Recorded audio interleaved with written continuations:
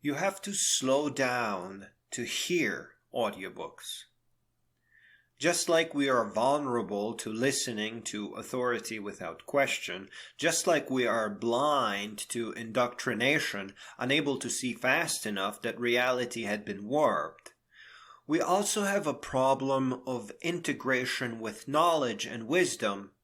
If our days are too busy, too stressful, too short, we won't be able to learn. Ensuring that we live at a proper pace is part of taking care of our mental and intellectual hygiene. Our mental health is important. We should never forget to take care of our minds. The pace you live at can prevent you from learning, so you have to live in balance and in balance with time.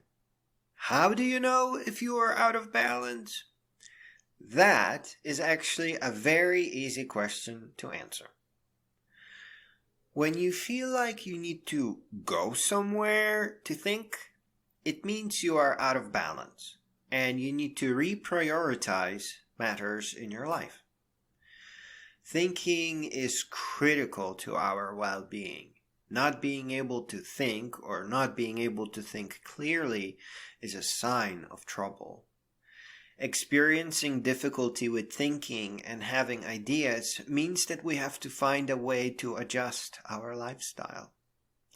Our minds are too powerful to try to shut them off.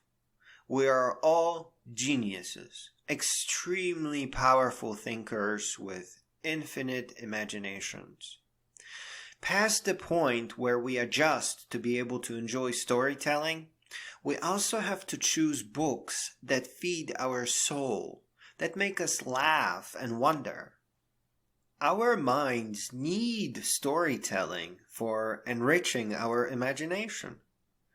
A good book is always about some story being told.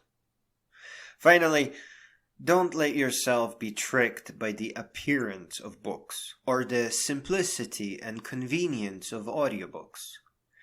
A paper book is a very desperate attempt and hope to share a deeply personal treasure. A novel is oftentimes a hidden way to say something that the author does not want to take personal responsibility for. If it is on paper, it is on paper because there was nothing else to put it on.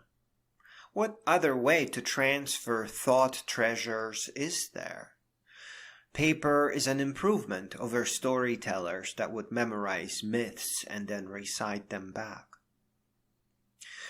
I am sure there used to be professional readers that would come to a wealthy person's house and beautifully recite a book. But once we were able to record a book, an audiobook became even better than a paper book.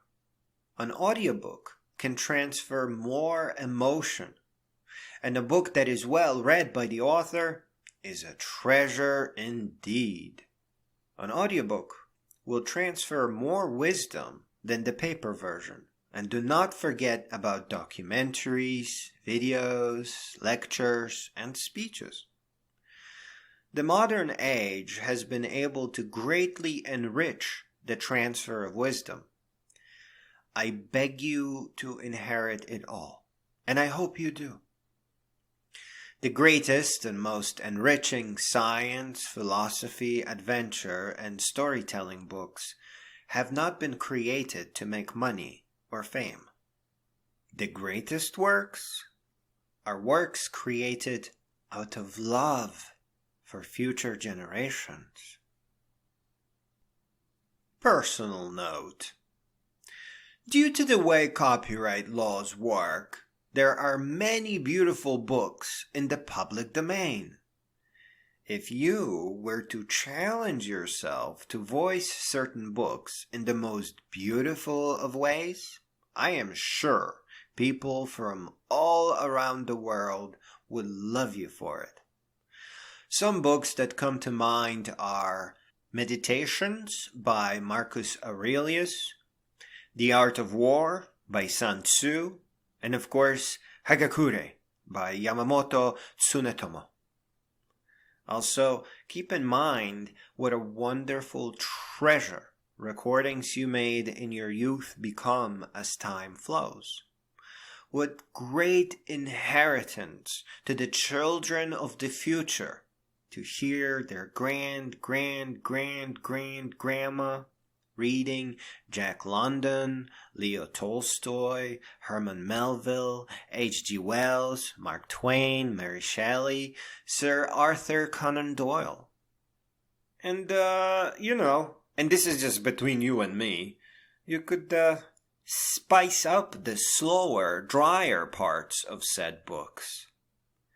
Mistakes happen. You could, for example, mix up Mary Shelley's Frankenstein with H.G. Wells' Time Machine, and add a sprinkle or two of The Whale by Herman Melville, and tie it all together with some sweet romantic story from your own wonderful life.